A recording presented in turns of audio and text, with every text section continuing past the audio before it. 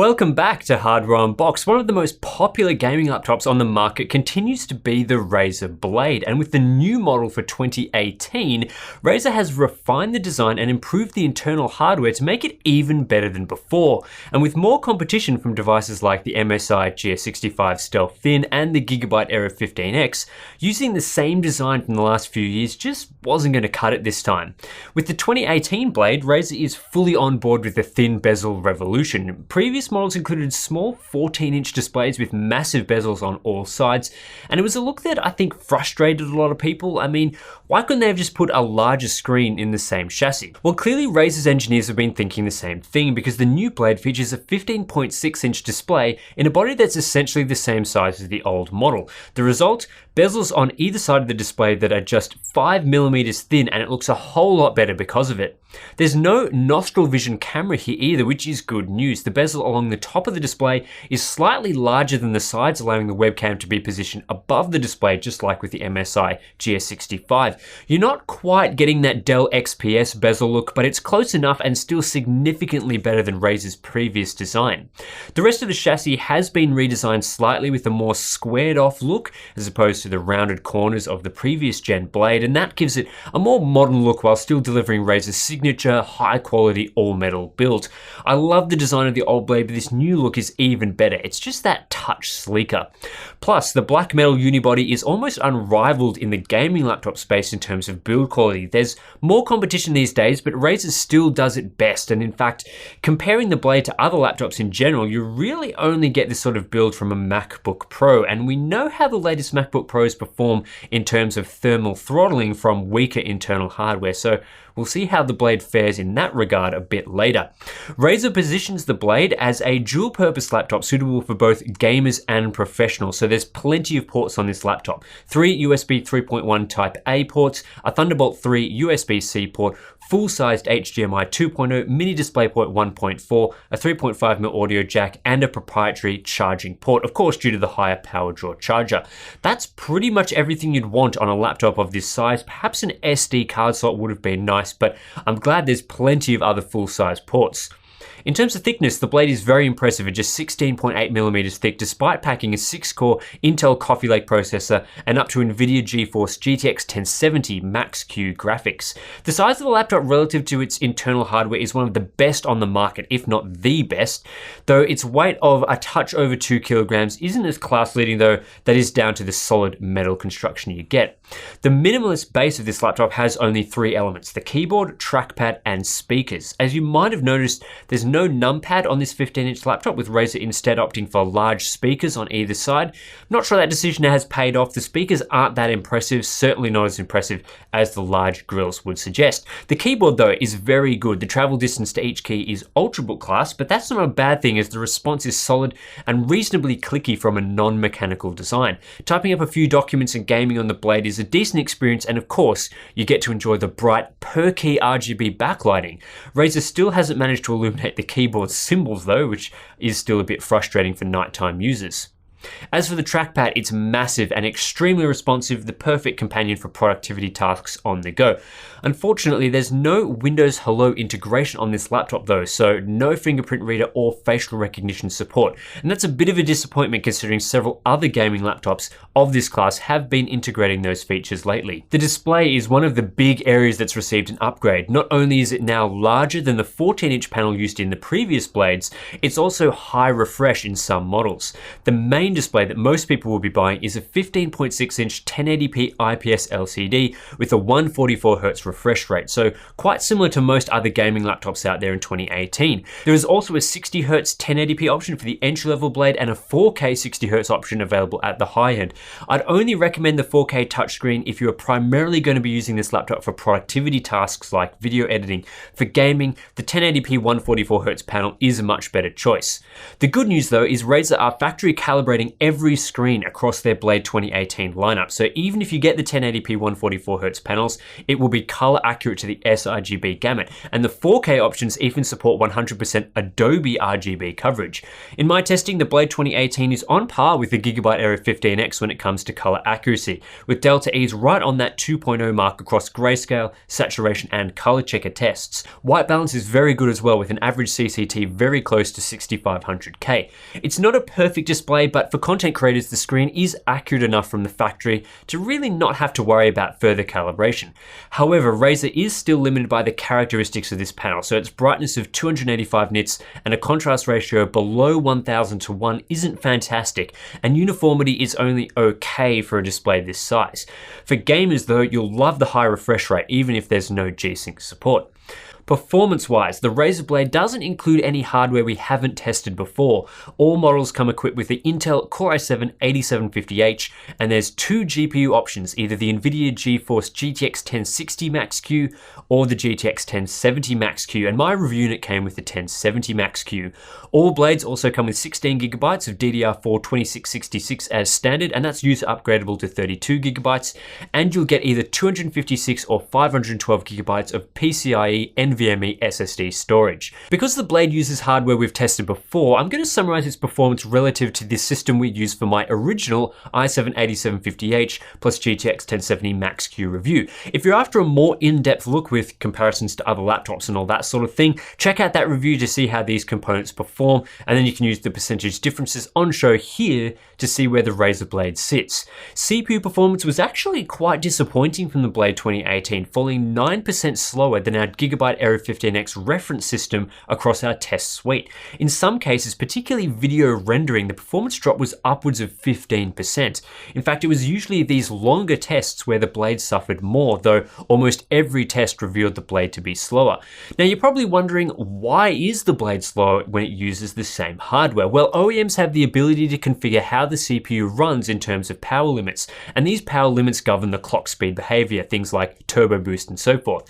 The Aero 15X we tested with has a turbo power limit of 52 watts and a short burst limit of 70 watts, and in a Cinebench R15 run, you can see how the CPU reaches those limits in stages.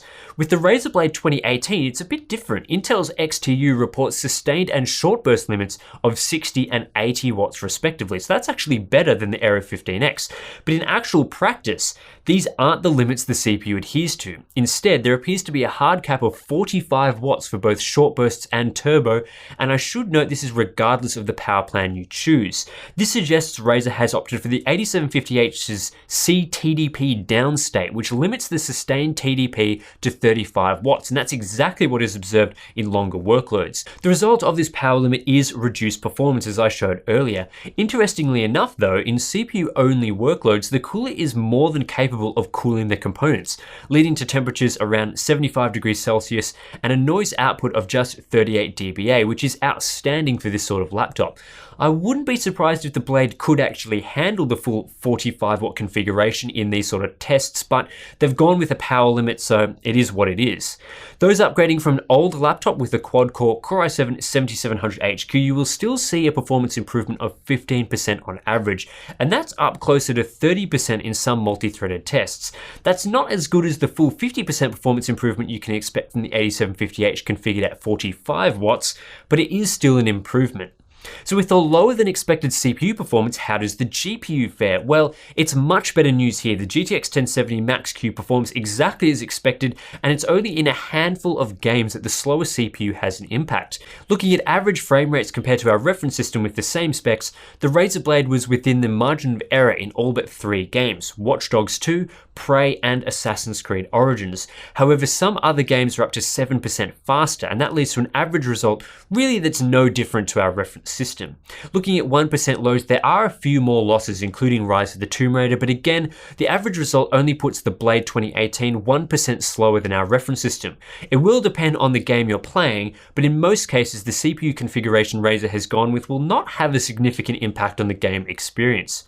You'll also find the Blade a decent 9% faster in average frame rates and 5% faster in 1% lows, compared to a laptop with the GTX 1070 Max-Q, but just an i7 7700HQ inside, so that new CPU is providing a performance improvement in games. It is important to note here as well that the new Blade does push up to a GTX 1070 Max-Q, whereas the last gen Blade topped out at a GTX 1060. We actually tested the old Blade in a smaller selection of games, and the new Blade is more than 25% faster on average in that group, with wins in every single game.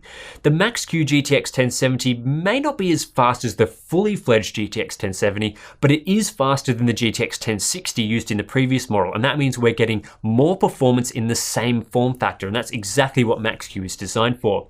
Unfortunately, while gaming, the new Razer Blade still runs hot and loud. In our standard Watch Dogs 2 test run, the CPU reached around 88 degrees and the GPU sat at 81 degrees, with cooler noise levels exceeding 45 dBA, which is quite loud. To make matters worse, the cooler noise is quite annoying, with a prominent high-pitched whine when it really ramps up. And it's here you can see the reason Razer used the 35 watt configuration for the CPU. There is simply no more thermal headroom when gaming.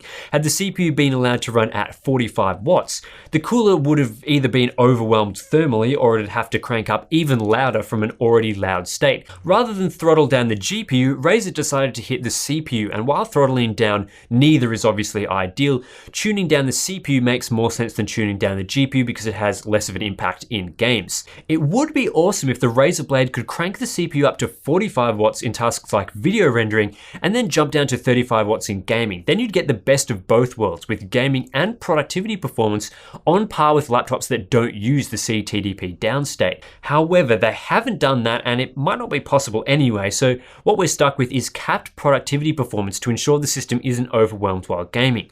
Despite running hot and loud, surface temperatures are okay. The metal area above the keyboard scorches at above 50 degrees Celsius under a gaming load. However, the left side of the keyboard, where the important gaming keys are, is quite cool, somehow kept around 35 degrees Celsius or less. Some parts of the keyboard, particularly in the center towards the top, can hit over 45 degrees, but the Blade is otherwise comfortable to use while gaming using the WASD keys.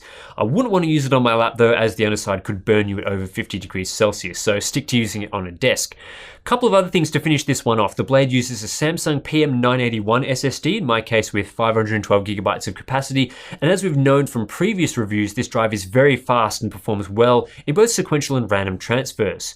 As for battery life, we're looking at an 80 watt hour integrated cell, and that's good for okay battery life. It's not bad, not amazing, just okay for this sort of form factor. Luckily, the lack of G-Sync has allowed Razer to use Optimus technology, so it can switch off the discrete GPU when not in use, and that does help with battery life. But the Blade 2018 won't last as long as high-end 13-inch ultra portables, which is pretty typical for this class of laptop. All up, the new Razer Blade is a bit of a mixed bag, and that's similar to previous models in this line. There are plenty of things it does really well, including its awesome metal unibody design, excellent updated high-refresh gaming display that's factory calibrated, you get a decent keyboard and trackpad, plenty of ports, and good internal hardware.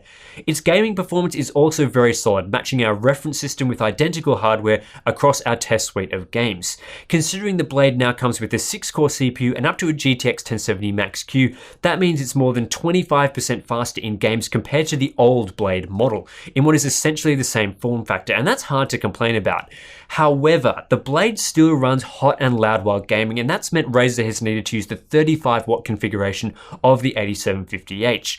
While this doesn't have a significant impact in games, it does hurt productivity performance, so competing laptops like the MSI GS65 and Gigabyte Aero 15X are better choices for those that want to edit videos and game on the same system. Then you have to factor in the pricing. The Blade with the GTX 1070 Max-Q inside starts at a huge $2,400 US, which is $200 more than a GS65 with equivalent hardware. Lower tier models are also more expensive. The design of the Blade is far and away the best on the market with this hardware inside, and gaming performance I guess is pretty similar to the GS65, but I'm not sure those factors justify the price difference. And then on top of that, the GS65 CPU is not limited in productivity workload, so MSI's offering is at least on par with the Blade for gaming, but it's faster for productivity, all while costing less. I really want to like the Razer Blade as it has the makings of a great system. There's so many things this thing does well, but the pricing situation and the issues with its CPU makes it difficult to recommend. Unless design, I guess, is the most important factor for you, I think most people looking to buy a blade would be better off with the revamped and aggressively priced MSI GS65. It's similar in terms of its portability as well, so you're not losing out a whole lot by going with the GS65. That's it for this review of the new Razer Blade for 2018. I think it's only a few tweaks away from becoming the standout gaming laptop option on the market, so I do have high hopes for the next generation. Anyway, if you're interested in the laptops I've been talking about, you can check their prices through Amazon links in the description below. Consider supporting us on Patreon to get access to our exclusive Discord chat where you can talk to me and ask questions whenever you like, and I'll catch you in the next one.